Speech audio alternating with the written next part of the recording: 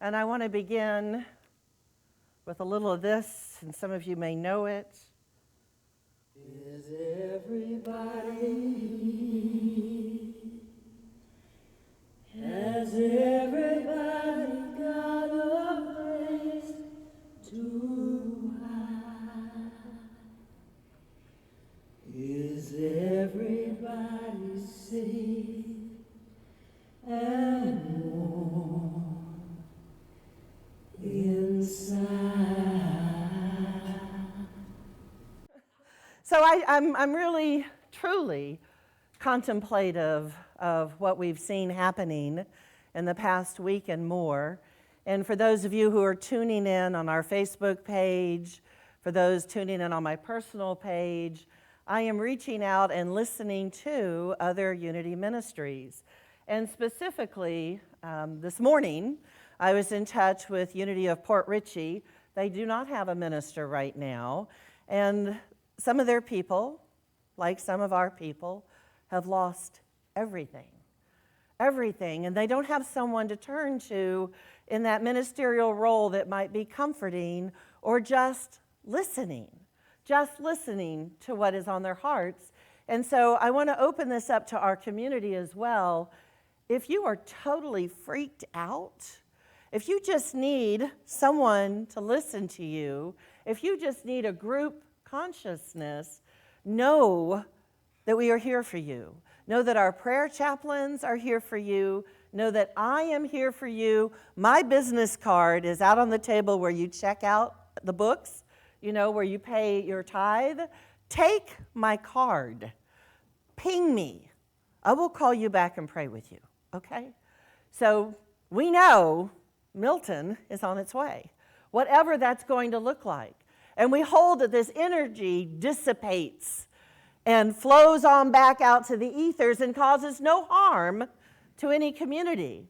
But because we know this is stirring, we will not be having our Wednesday evening group, and we probably will not be having our Tuesday. I'm going to let Mara talk about that.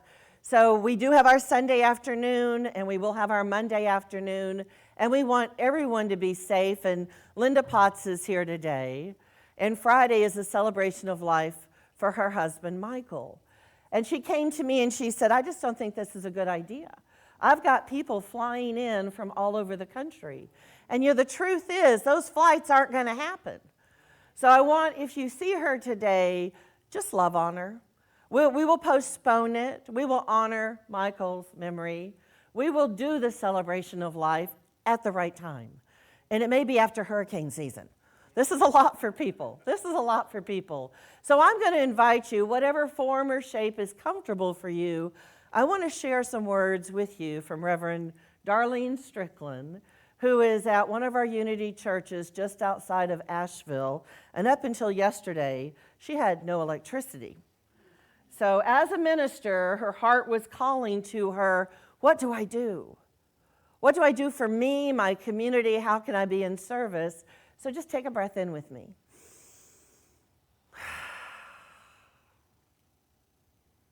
Feel into this sacred sanctuary, this physical place that we know to be safe, and feel into your individual God-self sanctuary, this place that we know beyond all else that shows up in the universe, that kingdom of guidance and strength is within.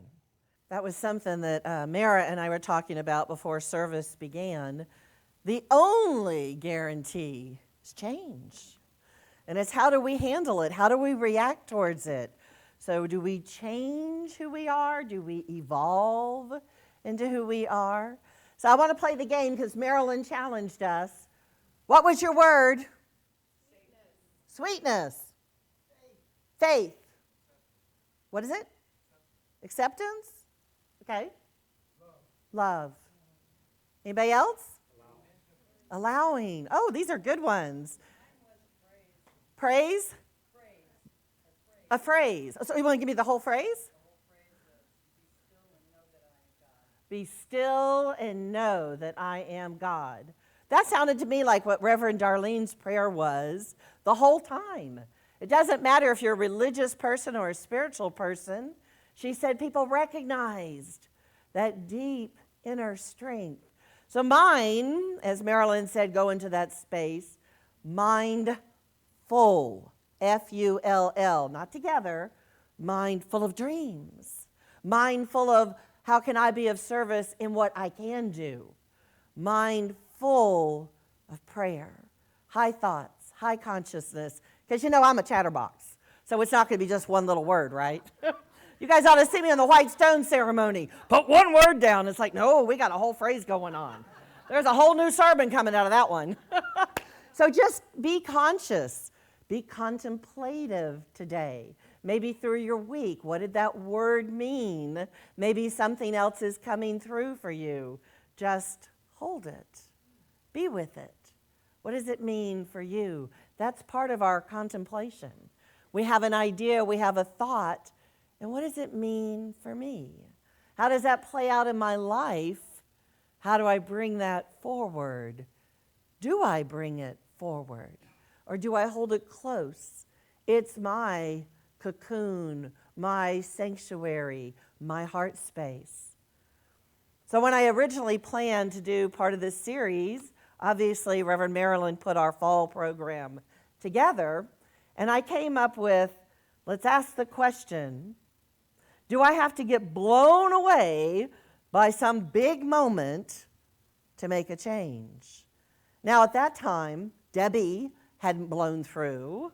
Helene had not blown through. And now we got, I feel like, you guys remember the Tom Hanks movie? Wilbur! But now we've got Milton! So none of that had happened. And I thought, isn't that a metaphor for life? To be blown away. Do you have to receive a diagnosis? Does some tragedy have to befall you before you start taking a look at what is important to you? What is your life about? I know that one of our members posted on Facebook after her first level condo apartment was flooded. She's like, that's it. I'm out of here. I am so done. And she hasn't been here that long.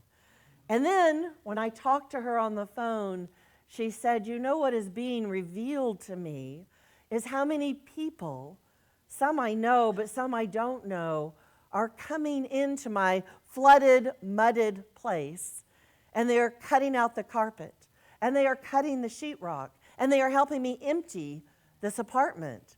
Because what we are seeing here in this tragedy, this trauma, is some of the best of humanity coming forward. Some of the best of us coming forward and saying, how can I be of service? How can I help you get through these rough spots? How is that not an energy form of God? How is that not an energy form of love, compassion? In Hebrews it says, now faith is the assurance of things hoped for, the conviction of things not seen. Faith is the assurance or the confirmation of things hoped for, divinely guaranteed, and the evidence of things not seen.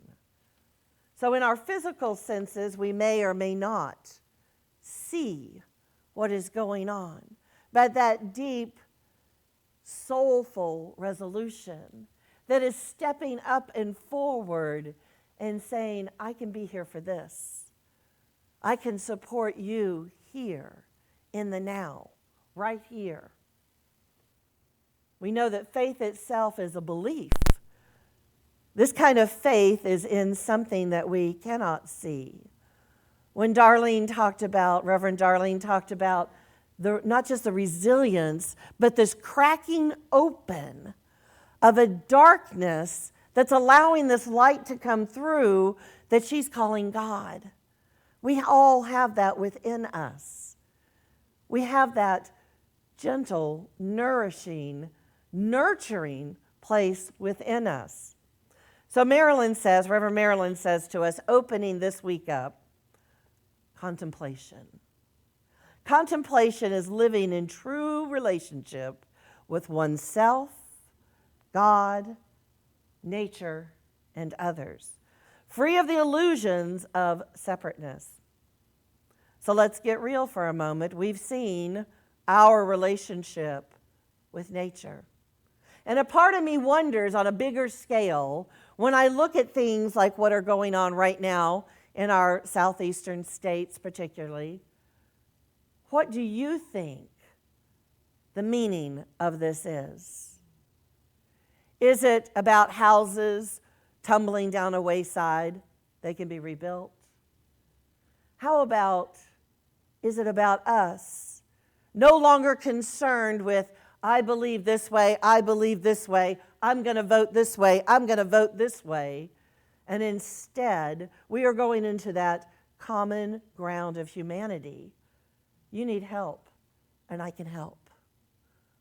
You need someone to support you in faith, and I can do that. I have the resources within me, regardless of outer appearances, that I can really be here for you. And as we are contemplating, going within, looking at our own belief systems, looking at what works for us and what does not work for us, I can be here for me. I can listen to that inner God guidance within me and be that changed man or woman. That entity of divinity resides always within me. I can tap into it at any time. So I want to get real here for a minute. I shared some things from Reverend Darlene Strickland, and I'd like to reveal some words from Reverend Karen Patrick, who is also right outside Asheville. Wednesday, October 2nd. I am deeply grateful we have so much more than some of the people around us. I have experienced something like survivor guilt because of the level of suffering others are going through. Also, grief to see this disaster. I love this place. This was her dream for 30 years to retire in these mountains.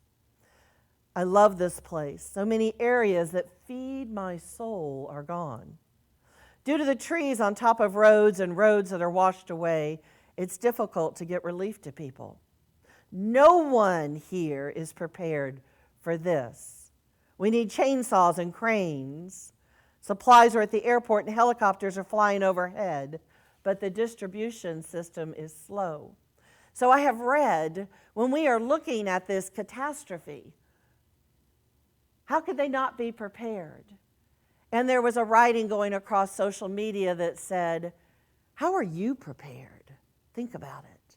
How would Florida react to a snow blizzard? How would we ever be prepared for something that magnanimous?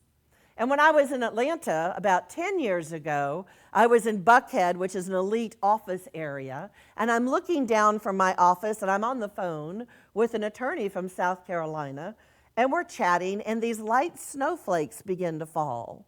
And one of the guys, one of the more paranoid guys in my office, comes busting to my door, "You gotta go home now!"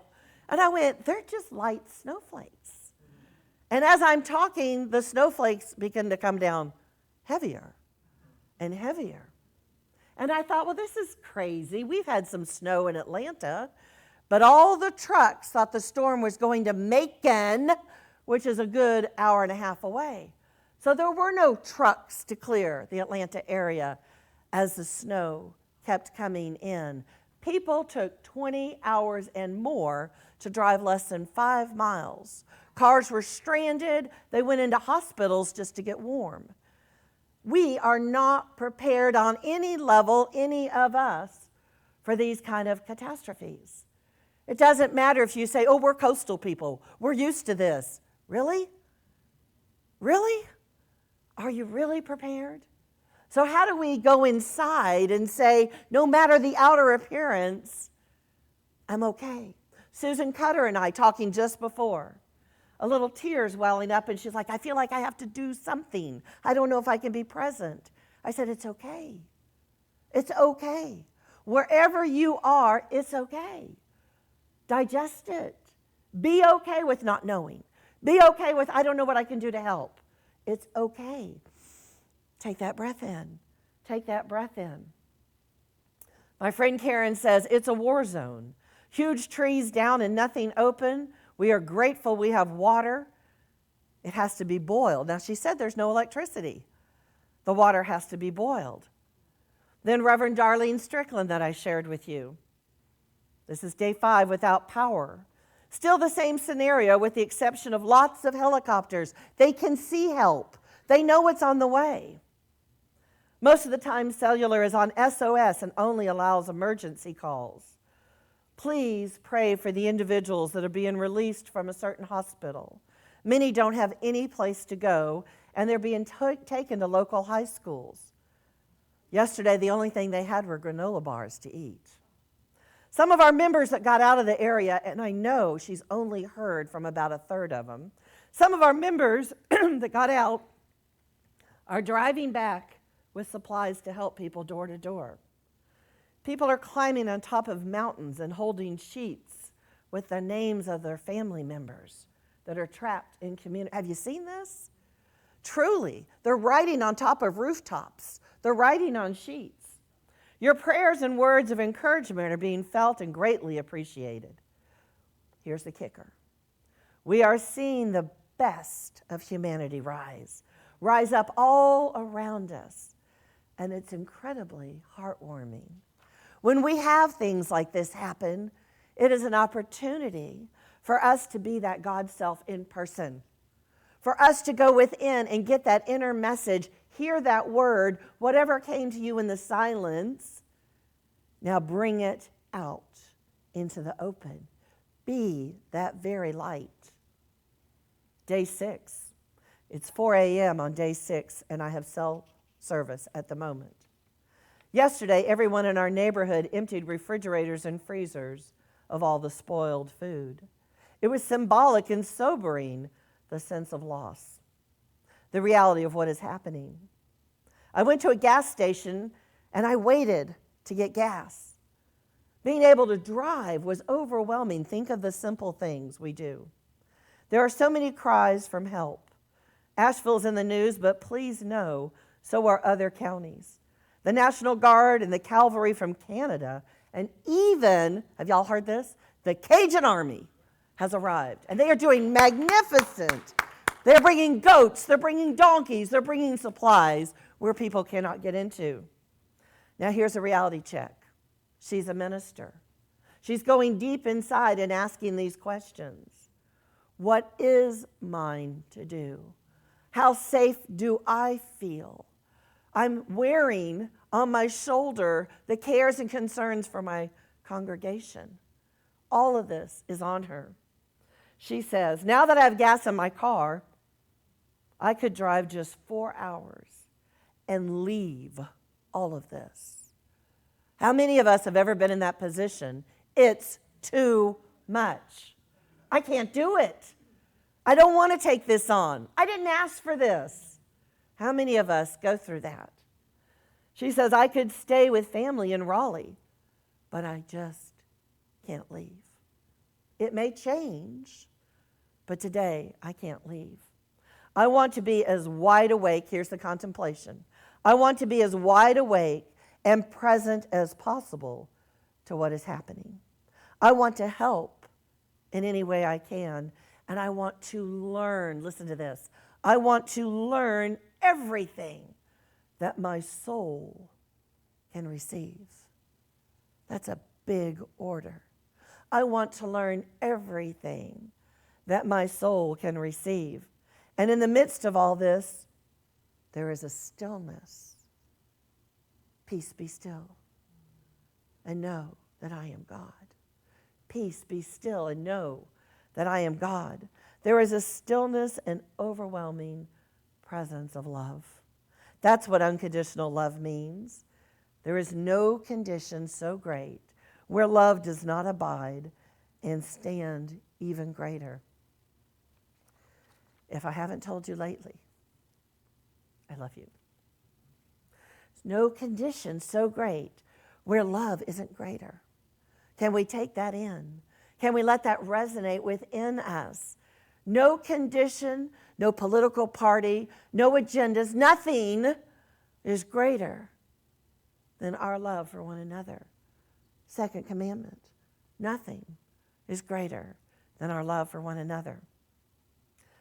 So as we think about this, Reverend Marilyn shared with us, it is truly an activity of the mind and consciousness, often giving you the ability to withdraw from the world and its demands while continuing to be visible.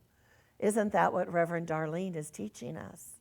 She is going within what is mine to do. Can I do it? Can I stand strong? And she is showing up in this makeshift school hospital. And I did not know this. I have not heard her sing, but she has a voice of an angel. So at the end of her contemplation, she said, tomorrow, I'm going back and we're going to sing. We're going to sing. What does that call out to in your heart? That whatever you can do, you do. Right.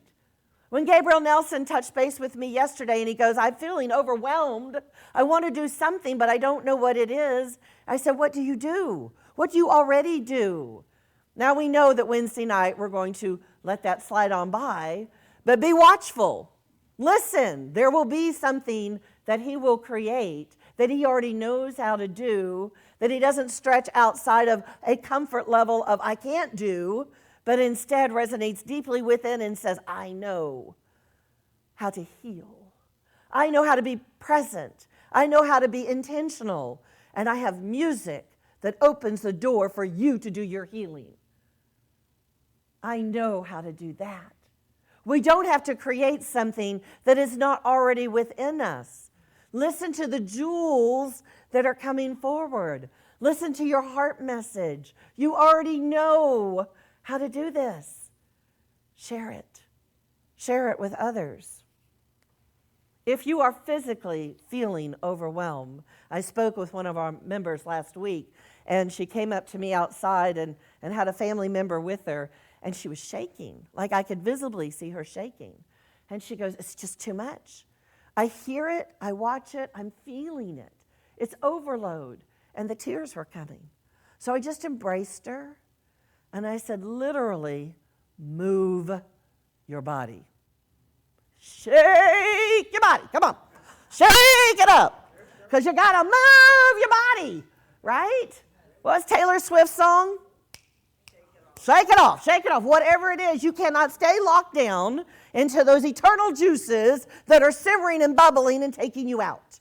Instead, you have to get it out of your body.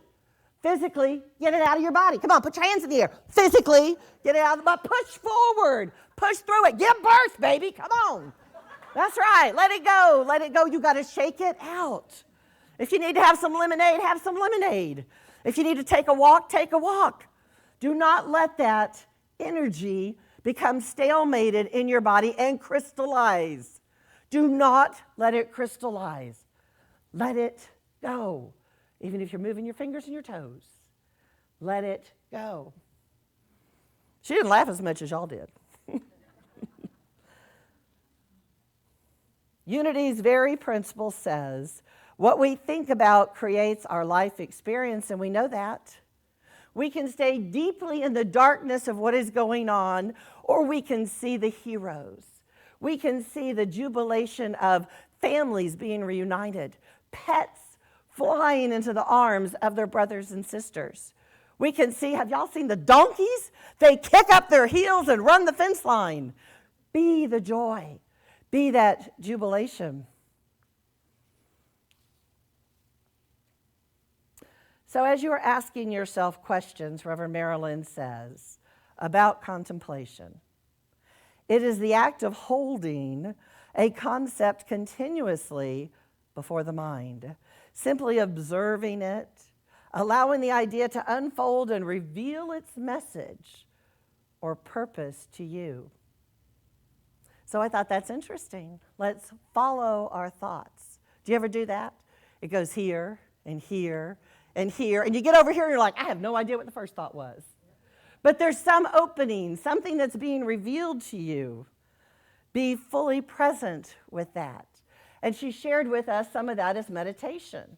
Now, some of y'all like the yoga position and you're calm, and people like me, I'd rather walk a meditation. I'd rather walk like the labyrinth out in the back, and while you're walking that labyrinth out there, pick up those little leaves and sticks and put them to the side in one little pile. And then bring your friends over and take that pile and put it in our dumpster. We're all volunteers here. We're all volunteers.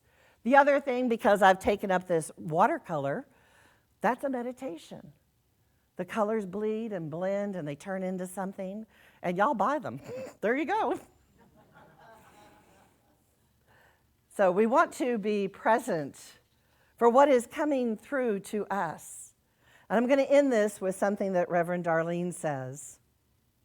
When people work together, mountains are moved. 21 people were found yesterday by 2 men who literally climbed mountains and went through streams to find them. 21 people. I pray that good comes from this. I pray that we realize we are all one in the same spirit, and that working together for the greater good is what we were born to do. I pray that we discover our inner resourcefulness that we may otherwise not have known. There is a way that is created where there was no way before. That's biblical. The Spirit of God abides within us as a living presence and potential. I pray that the spirit of goodness and hope rises and thrives among us. And I'll remind us of 1 Corinthians 3:13. And now abide faith, hope, love. These 3. But the greatest of these is love. Y'all know it. And so it is. Amen.